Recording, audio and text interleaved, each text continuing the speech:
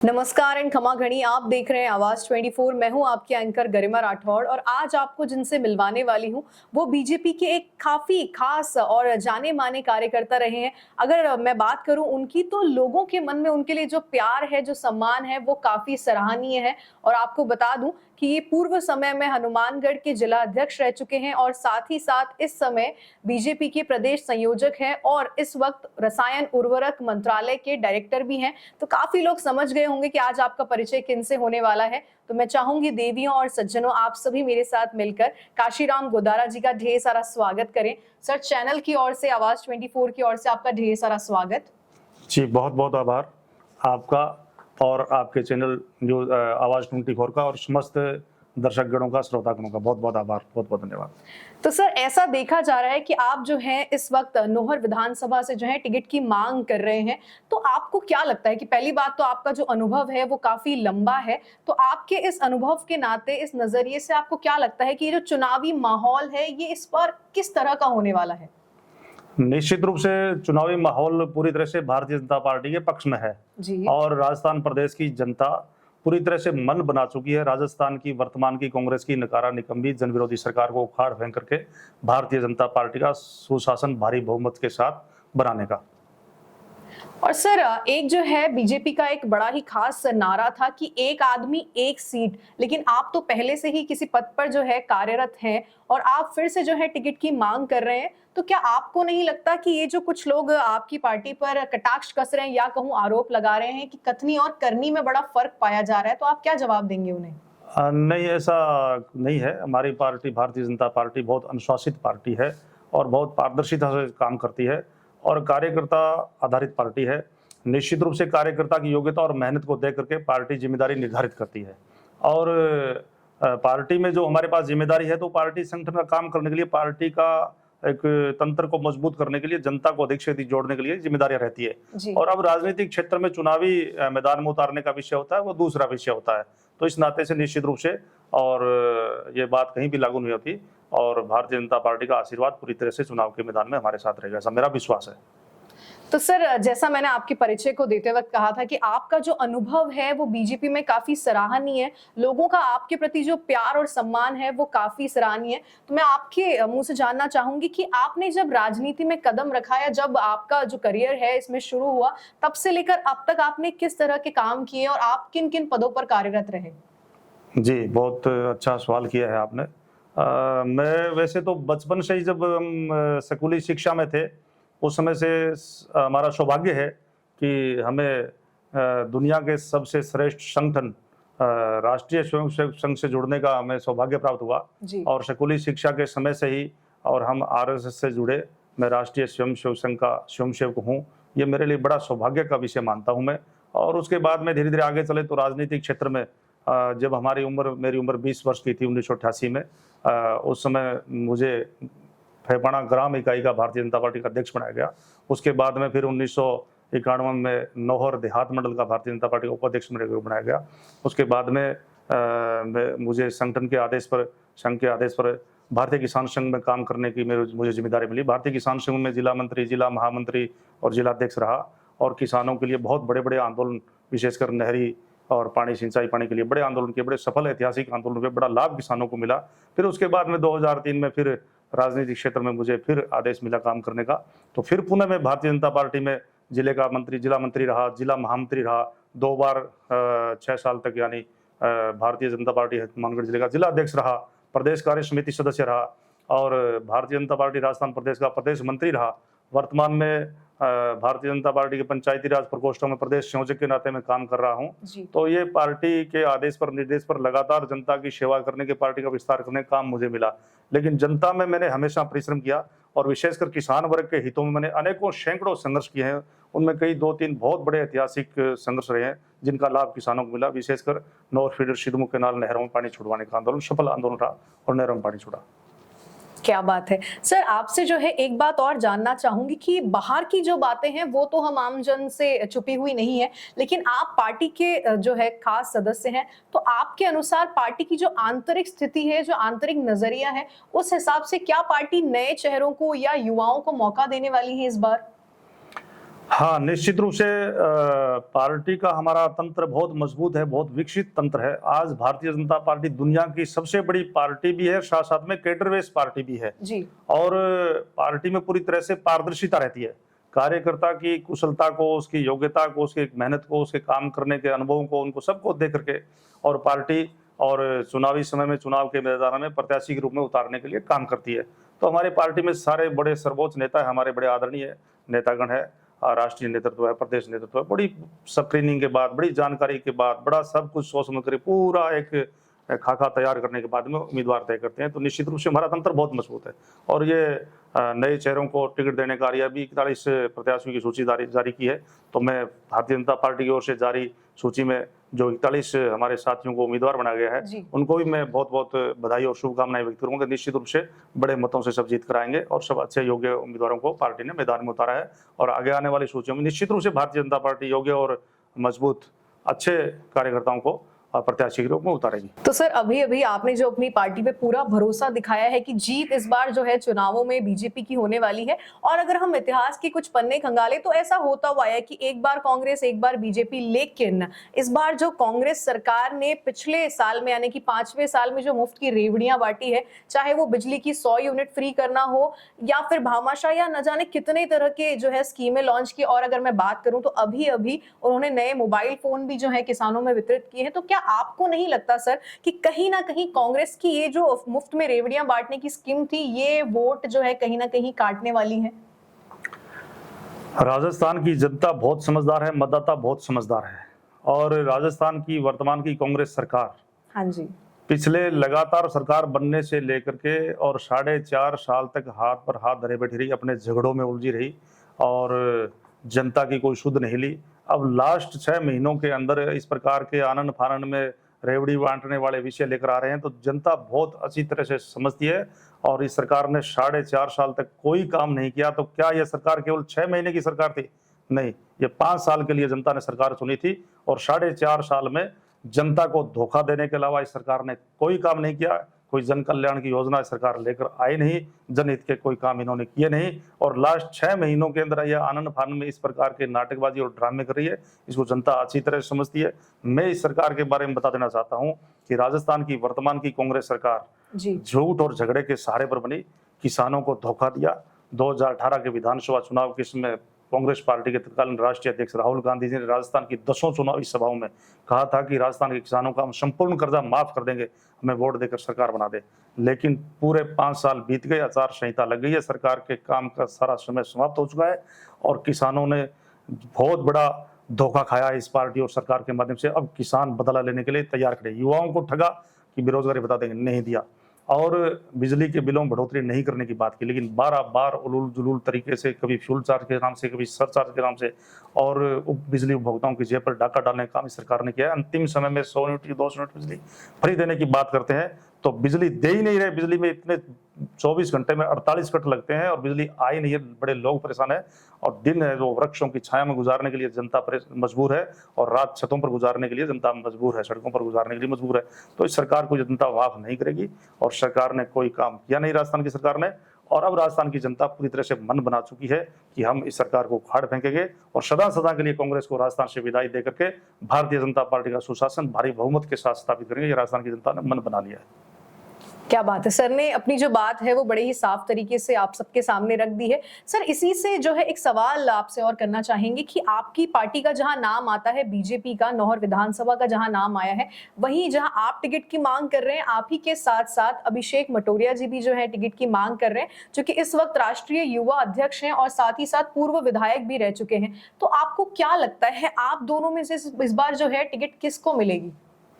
ये फैसला तो पार्टी नेतृत्व को करना होता है, लेकिन मुझे मेरी पार्टी के प्रति जो निष्ठा है, मेरा समर्पण है, पार्टी के अंदर मेरी जो सेवा है, जनता में मेरी सेवा है, जनता में मेरे संघर्ष है, इन सब को देखते हुए निश्चित रूप से मेरी भारतीय जनता पार्टी को मुझे भरोसा है कि निश्चित रूप से इस बार मुझे चुनाव के मैदान में उतार करके और जनता की सेवा करने का अवसर प्रदान करेगी। और जनता का भी जिस प्रकार से मैंने जनता की विशेष तौर से किसान वर्ग की जो सेवा की है, संघर्ष किया जनहित में, उनको देखते हुए जनता का आशीर्वाद भी मुझे मिलेगा और निश्चित रूप से मुझे प्रतिनिधित्व मिलेगा। तो मैं नौर की जनता की सेवा करने में कोई कोर कसर नहीं छोड़ूंगा। सर, आप ही के इस जवाब से ना 2 सवाल मेरे ज़हन में आए हैं। पहला कि अगर पार्टी आपको टिकट देती है, तो क्या अभिषेक जी का सपोर्ट आपको मिलेगा? और मान लीजिए कि किसी स्थितिवश उन्हें टिकट मिल जाता है, तो क्या आप उन्हें सपोर्ट करेंगे? ये तो बहुत स्वाभाविक सी बात है। भारतीय जनता पार्टी में कोई व्यक्ति मायने नहीं रखता, जी। कार्यकर्ता आधारित पार्टी है। भारतीय जनता पार्टी ने कार्यकर्ताओं को बड़े संस्कार दिए हैं और भारतीय जनता पार्टी का हर कार्यकर्ता संस्कारित है और निष्ठावान भी है, अनुशासित भी है। तो कहीं कोई दिक्कत नहीं है। मान लो उनको टिकट मिलती है तो निश्चित रूप से, या अन्य किसी को, नहीं भाई किसी को टिकट मिले, कोई मायना नहीं है हमारे लिए। जिस प्रकार से हमारे आदरणीय नरेंद्र मोदी जी कहते हैं कि जी। हमारा प्रत्याशी, हमारा उम्मीदवार कमल का फूल है, तो हमारी नजर कमल के फूल पर है। भारतीय जनता पार्टी के हर कार्यकर्ता की नजर कमल के फूल पर है और भारतीय जनता पार्टी को वोट देने वाले आम जनता की नजर भी कमल के फूल पर है। तो इसमें कोई ज्यादा फर्क पड़ने वाला कोई विषय नहीं है। निश्चित रूप से मुझे टिकट मिलती है तो वो सपोर्ट करेंगे, उनको मिलती है तो मैं करूंगा, या अन्य किसी को मिलती है तो हम सब सपोर्ट करेंगे। हमें भारतीय जनता पार्टी को जिताना है, हमें कमल के फूल को ध्यान में रखना है, क्योंकि साफ सुथरी बात है भारतीय जनता पार्टी में कमल का फूल हमारा प्रत्याशी है और नरेंद्र मोदी हमारे नेता है। आज नरेंद्र मोदी भारत के सबसे लोकप्रिय यशस्वी प्रधानमंत्री होने के साथ साथ दुनिया के सबसे लोकप्रिय नेता, ये हमारे समस्त देशवासियों के लिए बड़ा गौरव का विषय है, क्योंकि मोदी जी ने जिस प्रकार से अनेकों जन कल्याण की योजनाएं चला करके देश के समस्त 140 करोड़ देशवासियों को अपना परिवार समझ करके सबका साथ, सबका विकास, सबका विश्वास, सबका प्रयास, इस स्लोगन के साथ जिस प्रकार से और देश में समृद्धि और खुशहाली प्रत्येक परिवार तक लाने की जितनी प्रकार की योजनाएं फलीभूत की है, उन योजनाओं का लाभ आम जनता को मिल रहा है। और बाहरी, अब विदेशी स्तर पर देखें तो पूरी दुनिया में भारत का मान और सम्मान बढ़ाने में, भारत का गौरव बढ़ाने में मोदी जी ने कोई कोर कसर नहीं छोड़ी है। आत्मनिर्भर भारत का आह्वान करने के साथ रक्षा के क्षेत्र में हो, चाहे हर दृष्टि से भारत को आत्मनिर्भर बनाने की दिशा में मोदी जी जिस प्रकार से देश को आगे बढ़ा रहे हैं, पूरी जनता का विश्वास है कि मोदी जी भारत को बहुत ऊंचाइयों तक लेकर जाएंगे। और निश्चित रूप से हमारा देश जिस प्रकार से कभी विश्व गुरु होता था, आज मोदी जी के नेतृत्व में पुनः विश्व गुरु बनने की दिशा में आगे बढ़ रहा है। और देश की जनता नहीं, दुनिया के सारे लोग, भारत के लोग तो मानते ही हैं, लेकिन दुनिया के सारे लोग इस बात को मानने लगे हैं कि मोदी जी कोई सामान्य मानव नहीं है, कोई सामान्य व्यक्ति नहीं है, ये महामानव है, ये युग पुरुष है, ये महापुरुष है, देवीय पुरुष है। इनके ऊपर निश्चित रूप से ईश्वर का आशीर्वाद है। और मोदी जी इस प्रकार से देश की जनता की सेवा बिना थके, बिना रुके, बिना थमे कर रहे हैं, तो इससे ये लगता है कोई ईश्वरीय ताकत, ईश्वरीय आशीर्वाद मोदी जी के साथ है। और ये हमारा सौभाग्य है कि हम मोदी युग में जी रहे हैं, मोदी युग में काम कर रहे हैं, मोदी युग में हम भारतीय जनता पार्टी कार्यकर्ता के रूप में काम कर रहे हैं। पूरा देश ये विश्वास कर रहा है कि मोदी जी देश को दुनिया का सबसे श्रेष्ठ, सबसे शक्तिशाली, सबसे ताकतवर देश मोदी जी के नेतृत्व में भारत बनेगा। इस विश्वास के साथ पूरी जनता मोदी जी के साथ है। सर, आपसे जानना चाहेंगे कि क्या नौहर के जो जातिगत समीकरण है वो आपके पक्ष में है? वैसे क्या है गरिमा जी, ये जाति है, ये केवल पहचान के लिए होती है। जाति से कोई आदमी न तो बड़ा होता है न छोटा होता है। मेरे व्यक्तिगत विचार हैं ये। जाति मात्र पहचान के लिए है। मैं समस्त जातियों को बराबर मानता हूँ। समस्त जाति, बिरादरी, परिवारों में जो लोग हैं उन सबको मैं अपने भाई, अपना परिवार मानता हूँ जी। तो मैं इस विषय में विशेषकर, तो मेरा ये विषय है नहीं, मेरी इस विषय में मैं मानता नहीं हूँ जातिवाद या आपसी में सबको, समाज को बांटने की, तोड़ने की एक या शॉर्टकट राजनीति करने का एक फार्मूला है। मैं शॉर्टकट राजनीति पर नहीं, मैं क्रम पर विश्वास करता हूँ और सबको साथ लेकर चलने में विश्वास करता हूँ। अब जैसे मान लो एक सपोज दैट मैं जाट समाज से हूँ, तो ठीक है, वहाँ जाट समाज की वोट है, लगभग लाख से अधिक वोट है, लेकिन वो कोई विषय नहीं है। जितने हमारे लगभग इस समय में 2,80,000 से ऊपर वोट हमारे नौर विधानसभा क्षेत्र में है, तो वो सभी समाजों के लोग, मेरे तो सब परिवारों में मैं अपना परिवार ही मानता हूँ। जितने मेरे लोग हैं, जितने सब समाजों में रहते, हमारा सब कुल मिलाकर के एक, हमारा सारी जातियां मिलाकर के ये एक संपूर्ण समाज बनता है जी। और सबका सर्वांगीण विकास हो, संपूर्ण विकास हो, सब भाईचारे से, प्रेम से रहे। जाति का हमारे बीच में कोई विषय है ही नहीं वास्तव में। और ये शॉर्टकट राजनीति करने वाले लोग जाति के पचड़े में पड़ते हैं। मैं नहीं पढ़ना चाहता और न मैं पढ़ता, न मैं इस बात पर विश्वास करता। सारे लोग अपने हैं, क्षेत्र की सारी जनता अपना परिवार है, मैंने सबको साथ लेकर चला हूँ। ये विषय कहीं भी मेरे जन्म में नहीं है, मैं इसको ठीक भी नहीं मानता। ये विषय बहुत लोग तरीके से राजनीतिक लोग भी चलाते हैं, लेकिन वो उनका चलाना अच्छा नहीं है, उससे कहीं न कहीं खटास पैदा करने वाला विषय है। तो हम सब एक हैं, जाति हमारे बीच में कोई मायने नहीं रखती। सभी 36 बिरादरी के लोग, संपूर्ण समाज ही हमारा संपूर्ण समाज है और सबका सर्वांगीण विकास, सबका भाईचारा, सबका प्रेम प्यार, सबकी ताकत मिलती है, तभी समाज आगे बढ़ता है, संपूर्ण समाज आगे बढ़ता है, क्षेत्र आगे बढ़ता है, देश आगे बढ़ता है। इसलिए संपूर्ण समाज ही मेरा है, इसलिए मैं इस जाति वाले पचड़े में कतई नहीं पड़ना चाहता। सर ने ये जो बात कही है ये बहुत ही 100% वाली बात है और अगर इस बात को हर एक इंसान समझने लग जाए तो ये जो समाज के नाम पर ये जो गंदी राजनीति की जाती है ये खत्म हो जाएगी। तो सर अब हम आपसे ये जानना चाहेंगे कि आप ये जो नौहर ये जो एक नाम है इससे बहुत खास लगाव रखते हैं, खास जुड़ाव है आपका। तो आपके अनुसार इस क्षेत्र की कौन सी ऐसी समस्याएं हैं जिन पर विराम लगना जरूरी है? जी, बहुत अच्छा विषय गरिमा जी आपने रखा है। नौहर की वैसे तो वर्तमान समय की अनेकों समस्याएं हैं। हाँ जी। मौके पर अगर वर्तमान की बात करें तो कानून व्यवस्था बहुत लचर स्थिति में है नौहर में, हनुमानगढ़ जिले में, पूरे राजस्थान में। इस सरकार ने कानून व्यवस्था को इतना पंगु और लचर बना के छोड़ दिया जिस जनता बड़ी परेशान है। महिलाओं का उत्पीड़न हुआ, दलितों का उत्पीड़न हुआ, न्याय किसी को मिला नहीं, कानून व्यवस्था पूरी तरह ठप है। हमारे नौहर क्षेत्र की बात लें तो रोजाना चोरी चकारी डकैती होती है, कोई किसी प्रकार से ट्रेस होता नहीं है और आम जनता भयभीत और परेशान है, अपराधी खुलेआम घूमते हैं। ये सारी स्थितियां इस सरकार के समय में पैदा हुई है और इस मामले में सरकार पूरी तरह से विफल भी रही है। और नौहर क्षेत्र की मैं प्रॉपर अगर बात करूं तो मैं एक विषय को बहुत गंभीरता से लेता हूं जिस विषय पर मेरा बहुत लंबा संघर्ष भी रहा है। नौहर क्षेत्र हमारा, उसके साथ भादरा भी जुड़ता है। तो हमारा क्षेत्र है ये पूरा एक कृषि प्रधान क्षेत्र है, अच्छी जमीनें हैं, किसान बहुत मेहनती है और हमारे क्षेत्र में नहरों के निर्माण भी हो चुके, लगभग खाड़ों के निर्माण भी हो चुके, लेकिन जो हमारा हिस्सा बनता है पानी का भाखड़ा का वाया हरियाणा, तो बीबीएमबी में हमारा हिस्सा है 1252 क्यूसेक नौर भादरा क्षेत्र का, जिसमें नौर feeder, सिद्धमू canal, Amar Singh branch, Barwadi second ये नहरें आती है और कुछ क्षेत्र हमारा सावा लिफ्ट योजना से जुड़ता है नौर का।